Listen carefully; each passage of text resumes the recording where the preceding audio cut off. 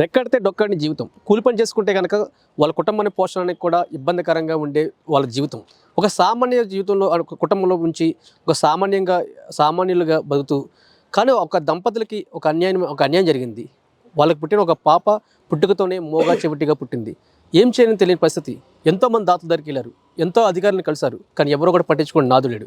కానీ జగన్మోహన్ రెడ్డి పరిపాలన వచ్చిన తర్వాత జగన్మోహన్ రెడ్డి గారి కోసం ఆయన ప్రాధేయులయ్యారు. జగన్మోహన్ రెడ్డి కనికరించారు. జగన్మోహన్ రెడ్డి కనికరించిన తర్వాత సీఎం రిలీఫ్ ద్వారా ఆ పాపకి కాస్త ఆర్థిక సాయం అందించి ఆపరేషన్ నిమిత్తం కూడా వాళ్ళని వైద్య ఖర్చులు అయితే చూపిస్తున్నారు. అసలు ఏంటి కథ? వాళ్ళ ఫ్యామిలీ కూడా ఒకసారి మనం చూపించే ప్రయత్నం చేద్దాం. ఇదే వాళ్ళ ఫ్యామిలీ. ఎవరైతే స్వాతి సంబంధించి ఈ యొక్క పాప ఎవరైతే ఉన్నారో ఈ పాప దాదాపుగా 10 సంవత్సరాలు అంటే పుట్టికతోనే చెవిటి మోగతోనే పుట్టింది. అయితే వీళ్ళకి జీవనం ఏంటంటే కూలి పని చేసుకుంటే కనుక వీళ్ళ జీవనం అయితే సాగించలేరు. ఇలాంటి పాపకి ఈరోజు సీఎం రిలీఫ్ ఫండ్ ద్వారా జగన్మోహన్ రెడ్డి గారు ఎంతో దైవం హృదయంతో ఈ పాపకి ఈరోజు కాస్త అంటే మెరుగైన వైద్యం అందించారు. ప్రస్తుతం వీళ్ళ పరిస్థితి ఎలా ఉంది, ఈ పాపకి అసలు ఏం వచ్చిందో అసలు వీళ్ళ మాటలో తెలుసుకుందాం. నమస్తే అమ్మా. నమస్తే మీ సార్. పేరు? ఎస్తేరండి సార్. మీ పాపే కదా? మా పాపేనా? ఏంటి అసలు ఏంటి ప్రాబ్లం ఏంటి, అసలు ఏం జరిగింది అసలు? అమ్మాయికి వినపడదు, చెవుడు చెప్పినా కేకేసినా రాదు. ఆమెకైతే నేను పద్దాకులు ఉండాలి, చూడాలి. ఏమైనా ఎటు వదిలేసి వెళ్దామన్నా కానీ పట్టించుకునే వాళ్ళు లేరు. అయితే నా భర్త, నేను, నా పాప, నాకు ఒక బాబు. అయితే వీళ్ళు నా భర్త చేసి రావాలి, మేము తినాలి. తినటానికి కూడా మేము అర్కులం కాదు. చేస్తేనే ఆయన చేస్తేనే మేము తింటాం. ఆయన జీతం వచ్చేది 10,000. మరి డ్వాక్రా అలాంటి చిన్న చిన్నవి కట్టుకోవాలి, బాకీలు. మరి చిన్నపిల్లలను పెట్టుకొని నేను ఇంటికాడుండి కనీసం మాకు ఉండటానికి ఇల్లు కూడా లేదు. మేము చాలా కష్టాల్లో ఉంటే మాకు సీఎంఆర్ కింద జగనన్న మాకు 5,30,000 ఇచ్చాడు. ఇచ్చినాక నందిగం సురేష్ అన్న ఒక 50,000, కత్తిరి సురేష్ అన్న ఒక 50,000 ఆర్థిక సహాయం చేశారు. మేము ఎట్టగొట్ట 1,00,000 అప్పు పడ్డాము. అయితే ఈ అప్పు తీరవలేక నా భర్త నేను ఒక్కరోజు కూడా ప్రశాంతంగా ఉండ రోజు లేదు. పూటకు కూడా పిల్లకి ఏదన్నా పిల్లలకు పెట్టుకోవటానికి మేము కూడా అర్కులం కాలేకపోతున్నాం. అయ్యో ఏందో నాకు ఈ కష్టం అని నేను రోజు బాధపడుతున్నాను. నా జగనన్న నేను కలవలేకపోయాను. నా కష్టాలు కొద్దిగా తీర్చేవాడు అని రోజు నా బిడ్డ మాట్లాడితే జగనన్న చూపించింది మంచోడు, నా జగనన్న మంచోడు అని చూపించింది. కానీ మా ఆర్థిక సహాయం చేస్తాడని నేను నా జగనన్నని కలవాలని వెంకటపాలెం వస్తే కలవలేకపోయాము. పోలీసులు వాళ్ళు ఆపుతున్నారు. కానీ నా బిడ్డను బాగు చేసింది నా జగనన్నే. నా జగనన్న నేను ఎప్పటికీ మర్చిపోలేను. నా జీవితంలో నాకు మంచి మేలు చేశాడు.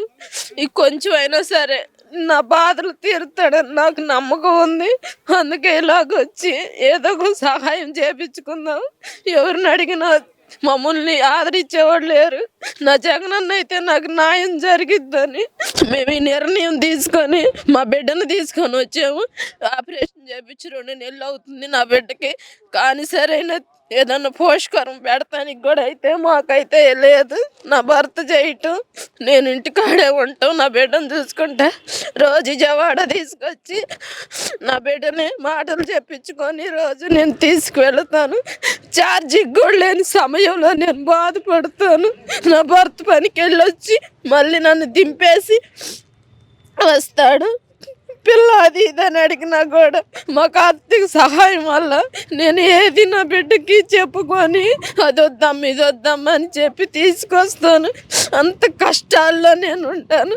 నా జగనన్నను కలుద్దాం, ఈ కొద్దిగా నా బాకీలు తీరుతాడు. అమ్మా అసలు అంటే మీ పాప ఈరోజు చూస్తే చాలా క్షేమమైన పరిస్థితిలో ఉంది. కానీ ఎప్పుడో 10 సంవత్సరాలు అంటే పుట్టిన కాడి నుంచి కూడా మోగా చెవిటితోనే పుట్టింది. అంటే ఎంతమంది అధికారులు వచ్చారు, ఎంతమంది ముఖ్యమంత్రులు వచ్చారు, మరి ఏంటి అంటే ఎవరు కూడా పట్టించుకుని దాఖలు లేవా? లేరండి, ఎవరు పట్టించుకున్నది లేదు. అయితే మేము నా జగనన్నే చేస్తాడని నాకు నమ్మకం ఉంది.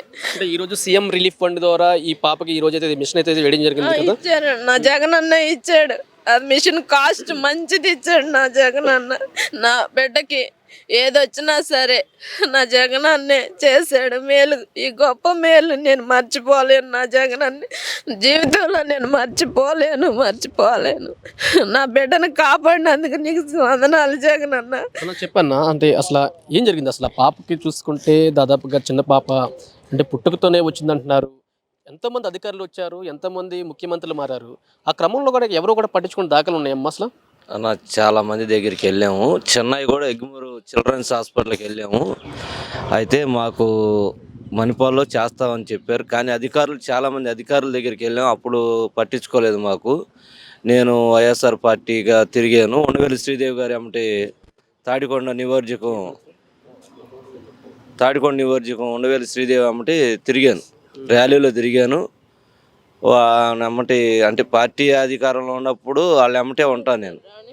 పార్టీ వైఎస్ఆర్ పార్టీలోనే తిరిగాం మేము.